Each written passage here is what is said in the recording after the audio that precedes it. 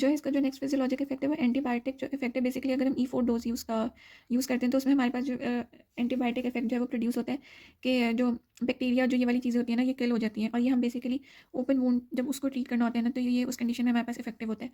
इसके अलावा जो इसका अगला फिजियोलॉजिक इफेक्ट है वो फोटोसेंसिटाइजेशन से रिलेटेड है। इसमें बेसिकली क्या होता है, ये फोटोसेंसिटाइजर्स हमारे पास होते हैं। बेसिकली कोई प्रोडक्ट आप इसको कह लें, ये बेसिकली या तो पेशेंट जो है वो इंजेस्ट करता है या उसको स्किन पे जो है ना उसने अप्लाई करना है। अगर इंजेस्ट करेगा तो हमारे पास पोर्सिलीन होता है, उसको इंजेस्ट करना होता है। अगर अप्लाई करना है तो हमारे पास इसमें एग्जांपल जो है वो कोल टार की है। ये जो दोनों प्रोडक्ट्स हैं ना ये बेसिकली इन्हांस करते हैं यूवी रेज के एब्जॉर्प्शन को। इसमें हमने जो फिजियोथेरेपिस्ट है उसने ये देखना है कि पेशेंट कब ये जो है इसको इंजेस्ट कर रहा है या अप्लाई कर रहा है, और कब ये जो है इसकी इंजेक्शन या जो है एप्लीकेशन जो है वो नहीं हो रही है, ताकि जो यूवी रेज की एप्लीकेशन है वो प्रॉपर हो सके। ठीक है, तो अब हम जो है यूवी रेडिएशन थेरेपी की इंडिकेशंस को डिस्कस करते हैं। इसमें जो हमारे पास सबसे पहले इंडिकेशन है ना वो एक्ने के रिलेटेड है। इसमें हमारे पास बेसिकली क्या होता है, वो जो है वो एक्ने के रिलेटेड है। इसमें हमारे पास क्या होता है कि हम E2 डोज जो है वो यूज़ करते हैं। अभी जो E2 डोज है ना ये ब्लड फ्लो जो हमारे पास होगा उसको इंक्रीज़ कराती है इफेक्टेड एरिया के अराउंड। उसकी वजह से एक तो इफेक्ट हमारे पास ये आता है। इसके अलावा हमारे पास दो और मेजर इफेक्ट्स आ जाते हैं कि हमारे पास डिस्क्रिमिनेशन हो जाती है या पीलिंग हो जाती है। और इसके अलावा उस अच्छा, ये जो पीलिंग होती है ना इसकी वजह से जो वहाँ पे सीबम का जो ड्रेनेज है ना वो इम्प्रूव कर जाता है। ठीक है, और जो थर्ड हमारे पास स्टेरिलाइजिंग इफेक्ट आता है, तो इस वजह से हम E2 डोज जो है वो यूज़ कर रहे होते हैं। अभी हम यूज़ तो कर लेते हैं लेकिन हमारे पास ना इसमें रीमिशन के चांसेस होते हैं, और रीमिशन के टाइम पे ये ज़्यादा वर्स फॉर्म में अपेयर करती है। तो उस वजह से यूवी रेज को हम उस तरीके से प्रेफर नहीं करते हैं as a treatment for acne, बल्कि जो और ट्रीटमेंट मेथड्स हम उनको ज़्यादा प्रेफर करते हैं। ठीक है, और इसके अलावा क्या होता है कि ये जो डिस्क्रिमिनेशन हो रही थी ना या जो पीलिंग इफेक्ट आ रहा था, वो जो उसकी रेजिस्टिविटी होती है यूवी रेज की पेनिट्रेशन जो होती है वो उसको भी जो है ना इफेक्ट कर रहा होता है। जो हमारे पास सेकंड इंडिकेशन है वो सोरियासिस की है। इसमें बेसिकली क्या होता है कि हम यूवी रेस रिड्यूस करते हैं ताकि जो हमारे पास डीएनए की सिंथेसिस है वो रिड्यूस हो जाए, और उसकी वजह से जो हमारे पास प्रोलिफरेशन है ना वो रिड्यूस हो जाए। अब ये वाली जो इसमें हम बेसिकली दो रिजीम्स यूज़ करते हैं, या तो हम लीड्स रिजीम यूज़ करते हैं या हम पोर्सिलीन रिलेटेड जो हमारे पास यूवी होता है हम उसको यूज़ करते हैं। अब अगर हम सबसे पहले लीड्स रिजीम की बात करते हैं, इसमें हमारे पास क्या होता है, सपोज ए पेशेंट की स्किन है, इसमें हम कोल्टार अप्लाई करते हैं। कोल्टार क्या था, हमने ये था फोटोसेंसिटाइजेशन फोटोसेंसिटाइजेशन जो है ये कॉज कर रहा था। ठीक है, अब इसमें क्या होता है, जब हमने कोल्टार अप्लाई कर दिया ना तो हम जो डोज़ यूज़ कर रहे होते हैं वो सब इरिथमल डोज़ यूज़ करते हैं। बेसिकली जो हमारे पास E1 डोज़ है उसका हम हाफ लेते हैं, और जो हम इसमें क्या कहते हैं इंस्ट्रूमेंट्स मोडालिटीज़ यूज़ कर रहे थे वो एक हमारे पास थेरेक्टिन टनल है, और जो दूसरी हमारे पास है वो एयर कूल्ड लैम्प्स है। इसको हम फर्दर अभी आगे डिस्कस करेंगे। ठीक है, इसमें हमने ये देखना होता है कि ईच डोज जो है ना हमने ग्रेजुअली इंप्रूव करनी होती है। हर सेशन में जो है हम 12.5% जो है या टाइम्स जो है डोज जो है उसकी इंक्रीज़ करते हैं, और ट्रीटमेंट के बाद हमने जो है पेशेंट को हमारे पास एक क्रीम होती है डायथर्नॉल की। ठीक है, हमने उसको अप्लाई करना होता है। इसके अलावा जो हमारे पास सेकंड रिजीम है वो वो सेकंड रिजीम जो है ये है PUVA है। इसमें हम क्या करते हैं, हमारे पास ड्रग होता है पोर्सिलीन। ठीक है, ये भी जो है फोटो सेंसिटाइजेशन कॉज करवाता है। वो बेसिकली पेशेंट जो है ना 2 आवर्स पहले वो ले लेगा ड्रग। ठीक है, और वो जो ड्रग है ना वो कंबाइन करता है डीएनए के साथ। जब इसकी कॉम्बिनेशन होती है तो ये इनहिबिट कर देता है डीएनए सिंथेसिस को। तो उसकी वजह से अब इसमें हमने दो चीज़ें कंसिडर करनी होती है। एक, हमने जनरेटर का आउटपुट देखना होता है ताकि जो है हमें पता रहे कि कितनी जो है यूवी रेज जो है हम उसको ट्रांसफर करें। इसके अलावा जो इसकी डोजेज है ना वो पेशेंट के स्किन टाइप के ऊपर भी वेरी करती है कि हर स्किन टाइप के अकॉर्डिंग जो है ना वो डिफरेंट डोज हमने अप्लाई करनी होती है। इसके अलावा जो हमारे पास यूवी रेडिएशंस होती है उसको हम इन्फेक्टेड वुंड और नॉन इन्फेक्टेड वुंड के लिए भी जो है यूज़ करते हैं। तो इन्फेक्टेड वुंड में हमारे पास क्या होता है, सपोज कोई अल्सर का पेशेंट है, कोई हमारे पास प्रेशर स्टोर का रिलेटेड पेशेंट है, या कोई हमारे पास सर्जिकल इंसिजन रिलेटेड कोई भी पेशेंट है, तो ये उन कंडीशंस में जो है हम लोग यूज़ कर रहे होते हैं। इसमें हमने बेसिकली बैक्टीरिया को डिस्ट्रॉय करना होता है, जो हमारा एम होता है। अब उसके लिए हमने देखा था कि हम या तो E3 डोज यूज़ करेंगे या इधर हम E4 डोज यूज़ करेंगे। और इसके लिए जो हमें टाइप चाहिए होती है कि कौन सी टाइप की हम यूवी रेज जो है वो यूज़ करें, उसके लिए हमें UVB रे हम यूज़ करते हैं। ठीक है, इसके अलावा जो मोडालिटी हमें चाहिए होती है वो हमें क्रोमियर लैम्प हम बेसिकली यूज़ करते हैं UVB की एमिशन के लिए। ठीक है, अब इसके अलावा हम नॉन इन्फेक्टेड की तरफ मूव करते हैं। इसमें हमारे पास क्या होगा कि जहाँ पे हमने ग्रैन्युलेशन टिश्यू की ग्रोथ को जो है हमने प्रमोट करना है और रिपेयर को इंक्रीज़ करवाना है, तो वहाँ पे हम जो है UVA जो हमारे पास है वो यूज़ करेंगे। और इसमें हमने देखना होता है कि जो हमारे पास UVB है ना वो एब्जॉर्ब ना हो उस इन्फेक्टेड एरिया के अराउंड, इफेक्टेड एरिया के अराउंड। तो उसके लिए हम क्या करते हैं, हम कुछ फ़िल्टर टाइप यूज़ करते हैं, जिसमें से हमारे पास एक एग्जांपल जो है वो यू ऑयल की है। ग्लास एक हमारे पास होता है, या हम सेलोफेन यूज़ करते हैं। तो हमारे पास ये दो एग्जांपल्स होती हैं जो फिल्टर कराती हैं यूवीए रेज को और यूवीबी को जो है प्रिवेंट करती हैं। ठीक है, इसके अलावा हमारे पास कुछ डेंजर्स होती हैं कि जब भी हम यूवी रेज जो है यूज़ कर रहे होते हैं। सबसे पहले हमारे पास आई रिलेटेड होती है कि हमारे पास कंजक्टिवाइटिस के जो है ना वो चांसेस इंक्रीज़ कर जाते हैं। तो उसके लिए हम जो है गॉगल्स का यूज़ जो है दोनों पेशेंट और जो फिजियोथेरेपिस्ट है दोनों जो है गॉगल्स यूज़ करेंगे। इसके अलावा अगर हम यूवीए रेज़ जो है यूज़ कर रहे हैं तो उसमें हमारे पास कैटरैक्ट्स के जो चांसेस हैं ना वो भी इंक्रीज़ कर जाते हैं। अब सपोज़ अगर एक्सीडेंटली ओवरडोज़ हो जाती है तो उस चीज़ को प्रिवेंट करने के लिए जो फिजियोथेरेपिस्ट है ना वो वहाँ पे इंफ्रा रेड रेज़ जो है ना वो यूज़ कर सकता है। इस अब हम जो है इसकी कॉन्ट्रा इंडिकेशंस को देख लेते हैं। कुछ हमारे पास कॉन्ट्रा इंडिकेशंस है कि हमने किन कंडीशंस में जो है इसको अप्लाई नहीं करना है। तो सबसे पहले हमारे पास जो है हाइपर सेंसिटिविटी है।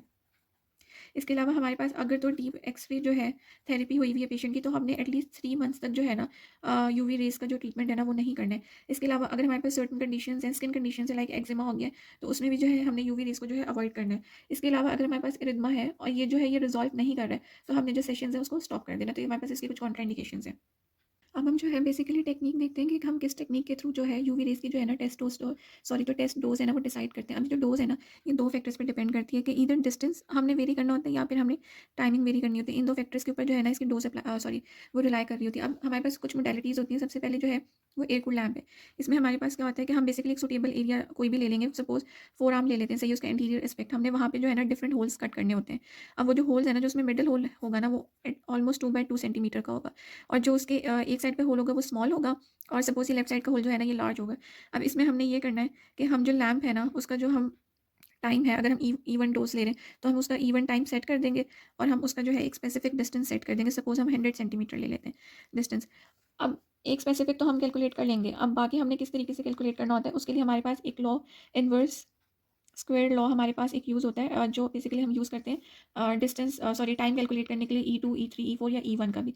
इसमें हमारे पास क्या होता है कि अगर हम जो हमारे पास डिस्टेंस है हम उसको रिड्यूस करते हैं ऑलमोस्ट हाफ, तो जो हमारे पास टाइम होता है ना वो रिड्यूस हो जाता है 1 बाय क्वार्टर। सपोज़ हमारे पास 100 सेंटीमीटर था, अब हमने ई 1 का टाइम निकालना है फॉर 50 सेंटीमीटर। तो अगर हम 50 के अकॉर्डिंग देखेंगे और टाइम हमारे पास 1 मिनट 60 सेकंड था, तो 60 को अगर हम 4 पे डिवाइड करते हैं तो हमारे पास 15 सेकंड्स आ जाएँगे। तो इसका मतलब हमारे पास ई 1 जो है 50 सेंटीमीटर के लिए वो 15 है। अब हमारे पास एक अमाउंट आ गई है। अब हमने अगर उसी के थ्रू ई 2 कैलकुलेट करना है तो हम यहाँ पे 15 पुट करेंगे और उसको 2.5 से मल्टीप्लाई करेंगे तो हमारे पास आई गेस 37.5 आ जाएगा। तो इस तरीके से जो है ना हम डोज़ कैलकुलेट कर लेते हैं। अब अगर हम दूसरी जो है मोडालिटी की बात करते हैं जो हम यूज़ कर रहे होते हैं वो हमारे पास थेरेक्टन टनल होती है। ये बेसिकली हम लार्जर एरिया जब हमने फॉर एग्जांपल एब्डोमेन है, ये हम लार्जर एरिया के लिए हम यूज़ करते हैं। इसमें अगेन हमने क्या करना है, इसमें जो हम होल कट करेंगे ना प्रोसीजर सेम है डोज़ कैलकुलेट करने का। बस जो होल है वो 4 बाय 4 सेंटीमीटर का होगा। राइट साइड पे लाइक होल जो है वो बड़ा हो जाएगा एक साइड पे और एक साइड पे जो है छोटा हो जाएगा या ऑपोजिट भी हो सकता है। और इसमें ये होता है कि हम एप्लीकेशन के बाद जो है ना बेसिकली एक चार्ट बना देते हैं पेशेंट को और वो उसको दे देते हैं ताकि जब इरिथमा अपीयर हो ना तो वो उसमें जो है ना मार्किंग कर सके। ये जो छोटा होल होता है ना जिस साइड पे छोटा होल है और ये बड़ा होल है सपोज़, तो जो छोटा होल है यहाँ पे हम जो ये एक स्टैंडर्ड डोज़ होती है ना इससे थोड़ी डोज़ ज़्यादा दे देते हैं, ठीक है? और जो बड़ा होल होता है वहाँ पे हम ये जो हमने एक स्पेसिफिक डोज़ यहाँ पे सेट की है उससे हम डोज़ स्लाइटली कम दे देते हैं। तो जब इरिथमा अपीयर होता है तो पेशेंट जो है ना उस चार्ट के ऊपर मार्क कर देता है। अब इसके अलावा जो हमारे पास थर्ड मोडालिटी है वो हमारे पास क्रोमियर लैम्प है। इसमें हमने क्या करना होता है बेसिकली बहुत जहाँ पे हमने लाइक फेस हो गया, जहाँ पे हम ये ना डायरेक्ट स्किन के साथ हमने जब कॉन्टैक्ट करना होता है ये वहाँ पे भी यूज़ हो जाता है। इसमें जो होल हमारे पास होता है वो ऑलमोस्ट 0.25 सेंटीमीटर का होता है और ये डायरेक्ट कॉन्टैक्ट के थ्रू भी जो है हम यूज़ कर सकते हैं। तो बेसिकली ये एक सिंपल सी टेक्नीक है कि हम जो टेस्ट डोज़ है वो किस फार्मूला के थ्रू कैलकुलेट कर सकते हैं और उसके थ्रू हम फिर फर्दर बाकी डोजेज़ भी जो है वो कैलकुलेट कर सकते हैं। अब हम जो है ना बेसिकली जो डिफरेंट टाइप की मोडालिटीज़ या ऑपरेटर्स होते हैं जो यूवी रेज़ जो है एमिट करते हैं उनको डिस्कस करते हैं। तो सबसे पहले हमारे पास जो है वो high pressure mercury vapour lamp आता है। इसमें हमारे पास क्या होता है, जो सबसे पहले हम देखते हैं कि इसमें हमने एक स्टेप अप ट्रांसफार्मर यूज़ करना है जो कि नियरली 400 वोल्ट्स जो है वो एनर्जी जो है एमिट करेगा या उसका आउटपुट होगा। सही है, अब इसमें हमारे पास क्या होगा, हमारे पास ये ना यू शेप ऑपरेटर्स होता है, ठीक है? इस टाइप का होता है, यहाँ पे इसके इलेक्ट्रोड्स होते हैं और यहाँ पे पावर सप्लाई हो जाएगी, ठीक है? और यहाँ पे ना एक स्मॉल अमाउंट में मर्करी होता है हमारे पास और ये जो यू शेप टनल होती है ना ये क्वार्ट्ज की होती है। इसके अलावा ये जो फ़ील्ड होती है ना, ये आर्गन गैस से फ़ील्ड होती है। हमने बेसिकली ये जो आर्गन गैस है ना, इसकी हमने करवानी है आयनाइज़ेशन, ठीक है? अब जब इसकी आयनाइज़ेशन होगी ना, उसकी वजह से क्या होगा कि इसके अंदर जो मॉलिक्यूल्स होंगे गैस के, वो एक-दूसरे के साथ कोलाइड करेंगे और एक इलेक्ट्रिक करंट टाइप प्रोड्यूस होगा। अब होता क्या है, जो हमारे पास पॉज़िटिव इलेक्ट्रॉन्स होते हैं ना, वो मूव कर जाते हैं जो इलेक्ट्रॉन्स होते हैं ना, वो मूव कर जाते हैं पॉज़िटिव इलेक्ट्रोड की तरफ, सही है? जो पॉज़िटिव होंगे इलेक्ट्रॉन वो पॉज़िटिव इलेक्ट्रोड की तरफ मूव कर जाएँगे और जो हमारे पास पॉज़िटिव आयन्स होते हैं वो नेगेटिव इलेक्ट्रोड की तरफ मूव कर जाते हैं, ठीक है। ये 2 हमारे पास इसमें सिनेरियोज़ आ जाते हैं। इसके बाद क्या होता है कि ये जो इलेक्ट्रॉन्स और ये जो आयन्स होती हैं एक-दूसरे के साथ कोलाइड करते हैं, तो हमारे पास एक ग्लो प्रोड्यूस होता है। ये जो ग्लो बेसिकली होता है, ये ग्लो ऑफ डिस्चार्ज जो है, ये यूवी रेज़ जो है ये वो होती हैं। अब इसकी वजह से क्या होता है हमारे पास सर्टेन इस ग्लो के साथ हीट भी प्रोड्यूस होती है। अब हम क्वार्ट्ज बेसिकली क्यों यूज़ कर रहे थे? क्योंकि ये हाई टेम्परेचर पे जो है ना ईज़िली डिफ़ॉर्म नहीं करता है, और ये जो सारे प्रोसेस के लिए हमें ऑलमोस्ट टाइम चाहिए होता है कि ये अपनी पीक पे जाए, वो हमें 5 मिनट्स रिक्वायर होता है। अब इसके साथ-साथ हमारे पास क्या होता है, अगर हम ये कॉन्टिन्यूअस इसका यूज़ करें तो हमारे पास क्वार्ट्ज ट्री डायमाइड एक चीज़ होती है, प्रोड्यूस होती है। क्वार्ट्ज ट्री डायमाइड ये प्रोड्यूस होती है। ये बेसिकली डायरेक्टली रिलेटेड होती है आउटपुट ऑफ द लैम्प के लिए। सर्टेन पीरियड ऑफ टाइम के बाद ये जो क्वार्ट्ज है ना, ये इसमें कन्वर्ट हो जाएगा। उसकी वजह से जो आउटपुट होती है ना, इसकी high pressure mercury vapour lamp की, वो रिड्यूस हो जाती है। तो या तो हमने उसके बाद लैम्प चेंज करना होता है, या हम जो है आउटपुट जो है इसकी मेजर करते रहते हैं, ताकि हमें पता रहे कि जो यूवी रेज़ जा रही हैं पेशेंट की स्किन तक, वो उसकी जो डोज़ है वो प्रॉपर जा रही है कि नहीं जा रही है। अब इसके बाद हम जो है सेकंड इसकी ऑपरेटिव मोडालिटी की तरफ मूव करते हैं, जो कि हमारे पास क्रोमियल लैब है। इसको हमने पीछे भी डिस्कस किया था। ये बेसिकली जब हमने डायरेक्ट कॉन्टैक्ट स्किन के साथ करना होता है और स्मॉल एरिया को जब हमने ट्रीट करना होता है, ये हम उसमें यूज़ करते हैं। लाइक साइनसेस हमारे पास, सॉरी साइनसेस हमारे पास उसकी एग्जांपल आ जाएगी, ठीक है। अब इसमें हमारे पास एक पॉजिटिव इफेक्ट क्या होता है कि हमारे पास बर्न के चांसेस नहीं होते, ठीक है। और जो अच्छा हाँ, इसमें हमारे पास एक और इफेक्ट ये आएगा कि ये जो क्रोमियल लैम्प होता है ना, ये यूवी बी रेस भी जो है ना इमिट करता है। अब इस चीज़ को प्रिवेंट करने के लिए, अगर हमें सपोज सिर्फ यूवी ए चाहिए या कोई और चाहिए, तो हम उसके लिए यूज़ जो करते हैं, थर्ड नंबर पर हमारे पास आता है फ्लोरेसेंट ट्यूब्स हमारे पास आ जाती हैं। अब ये जो फ्लोरेसेंट ट्यूब्स होती हैं ना, ये ग्लास की बनी हुई होती हैं, ठीक है, और ये 120 सेंटीमीटर लॉन्ग होती हैं, और इसकी जो ये इनसाइड होती है ना, ये हमारे पास फॉस्फर से कोटेड होती हैं।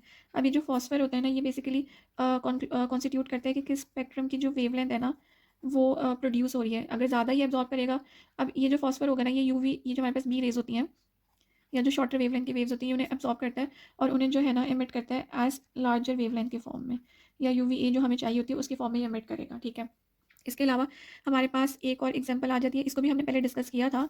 ये हमारे पास पीयूवीए है, पोर्सिलीन रिलेटेड यूवी रेडिएशन। ये बेसिकली इसमें ड्रग होता है पोर्सिलीन, वो 2 आवर्स पहले लेगा पेशेंट, ठीक है। उसके बाद हम जो है उसको यूवी रेज जो है अप्लाई करेंगे। इसके अलावा हमारे पास एक और चीज़ है, वो है थेरेक्टिन टनल है।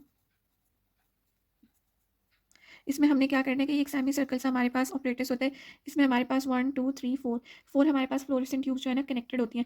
अब ये जो चारों होंगी ना, इनका एक स्पेसिफिक लोकेशन पे आके ना पेशेंट की स्किन, मतलब जो भी एरिया होगा, ये उस पे आके एक्ट करती हैं, और हमारे पास जो इफेक्ट हमने अचीव करना होता है वो होता है। अब इसमें जो हमारे पास वेवलेंथ होती है वो 280 टू 400 हम नैनोमीटर यूज़ कर रहे होते हैं, ठीक है। सो ये बेसिकली हमारे पास कुछ इसकी मोडालिटीज़ है। आई होप आप लोगों को ये चैप्टर समझ आया होगा। इसके अलावा कोई भी क्वेरीज हो तो वो आप नीचे कमेंट सेक्शन में पूछ सकते हैं। थैंक यू एंड अल्लाह हाफ़िज़।